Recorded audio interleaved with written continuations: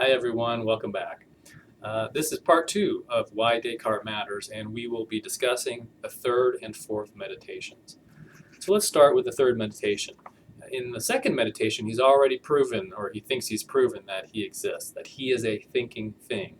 And so now he wants to see how much further he can get, how much more of that epistemic foundation he can build on.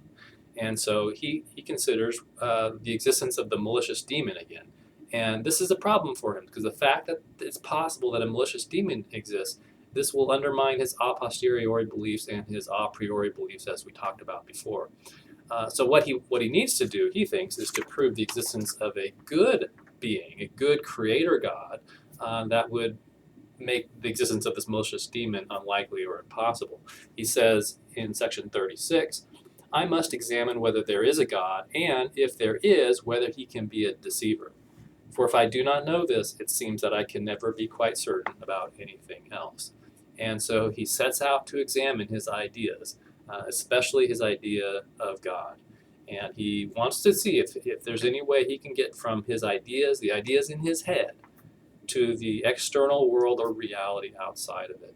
He considers his ideas that he has of the natural world, things like animals, ideas of other human beings, and considers whether he can be certain that those are really out there. And he says there's no way to be certain because I'm familiar with my own self and my own body, I could easily construct these ideas myself. So they could be self-constructed. But when he turns to the idea of God, he thinks that this idea, which is an idea of an omnipotent or all-powerful, omniscient, all-knowing, and omnibenevolent being, basically an eternal and infinite being, he says there's nothing within himself, within his own experience of his own thinking self, that could produce this infinite supernatural being. And so therefore he concludes that this idea must find its source in something outside of him.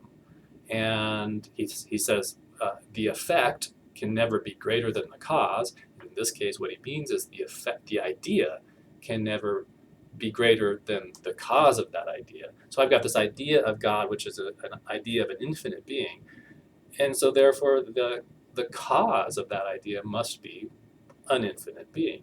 And so he concludes at the end of the third meditation that indeed, he says, I recognize, this is line 52, I recognize that it would be impossible for me to exist with the kind of nature I have, that is, having within me the idea of God, were it not the case that God really existed. So from the idea of God, he arrives at the conclusion that God exists, and with this assumption that an effect can never be greater than the cause. Okay, so moving on to the fourth meditation now. He says, to begin with, this is, where is this? 53, section 53. To begin with, I recognize that it is impossible that God should ever deceive me, because this God is all good and would not be the type of being to deceive someone. And he says, going on, and since God does not wish to deceive me, he surely did not give me the kind of faculty which would ever enable me to go wrong when using it correctly. Okay, so he thinks that God has created him, given him these faculties to think clearly and distinctly, and so he should never go wrong. But he mentions shortly after that, of course, that's not true. He does make mistakes all the time, and you and I know that we make mistakes all the time. So empirically, it's obvious, right? I make mistakes. Based on my experience, I've seen that I've come to false beliefs in the past. So how do we explain this tension?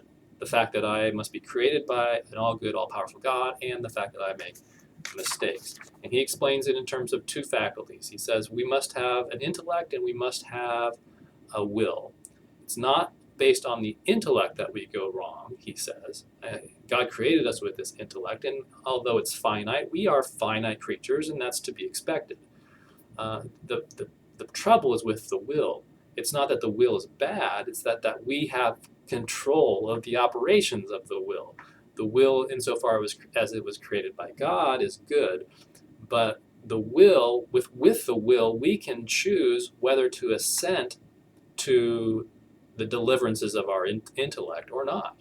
And so we often make the mistake, for one reason or another, we make the mistake of believing something when our intellect has not given us that clear and distinct idea yet, has not given us that certainty.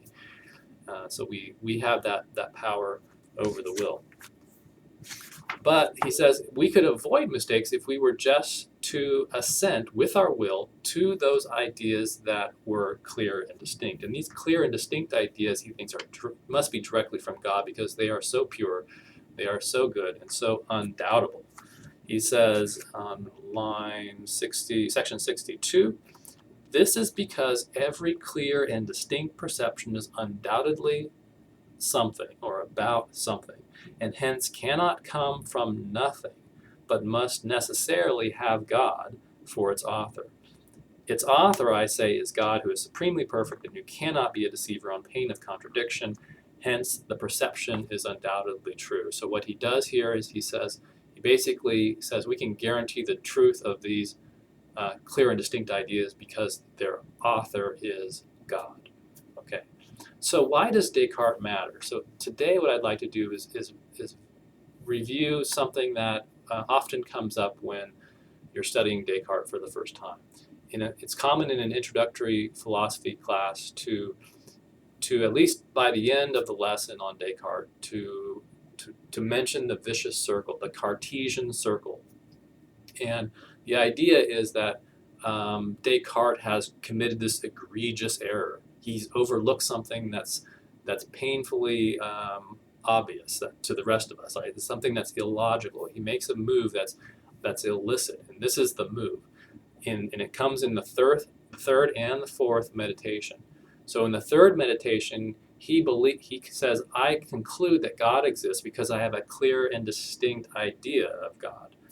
In the fourth meditation, he says, and I can guarantee the truth of those clear and distinct ideas because God exists. And so what we have here is this circle, and it's hard to explain it just speaking about it. If you're interested, you can look at the Stanford Encyclopedia article on Descartes' epistemology for a very careful and detailed explanation of the Cartesian circle. What I want to suggest now, and this is, again, following that article, these aren't my ideas, is that we've been too quick, philosophers have been too quick to dismiss Descartes as irrelevant or whatever, based on the fact that he apparently makes this mistake. And as I was reading up on this issue, what I've discovered is that most Descartes scholars actually don't think that he's made that error. So any dismissal of Descartes based on this assumption is premature. And so the idea goes like this. So how do you get out of the circle like that? You basically have to turn that circle into a chain of reasoning so that it doesn't wrap back in on itself. And so it starts off something like this. Descartes, what he's doing in the third meditation and even before that is saying, I can't help but believe what I perceive clearly and distinctly. It's more of a statement of his experience, of his psychology, that these beliefs are just forced upon him when he sets his mind on them. So that's the first premise. The second premise is that through this process, he perceives God clearly and distinctly. And so then finally, if God exists, then all clear and distinct beliefs are true. But notice that when you set the reasoning up this way, what he does not get to next is, because of this conclusion, then I'm certain that God exists. He doesn't go there.